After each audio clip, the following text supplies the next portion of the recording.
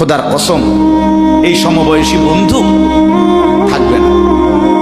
তুমি যেদিন কবরে যাইবা এরা কেউ পাশে যাবে না। তুমি যেদিন হাসরের ময়দানে দাঁড়াইবা সেদিন কেউ দাঁড়াবে না তোমার সাথে। তুমি যেদিন আল্লাহ তাআলার মুখোমুখি হতে হবে সেদিন এই বন্ধু কেউ থাকবে। ফাইদা নুফিখা ফিস-সূর ফালা আনসাবা বাইনাহুম ইয়াওমাইদিন ওয়ালা ইয়াতাসাআলুন। আল্লাহ বলেন, ইসরাফিল যখন দ্বিতীয়বারে সিংগায় ফু দিবে, আমি আল্লাহ হাসরের মাঠ কায়েম করব, তখন এই হাসরের ময়দানে দাঁড়িয়ে কেউ কাউকে আত্মীয়তার, বংশের, সম্পর্কের কোনো পরিচয় দিবে না।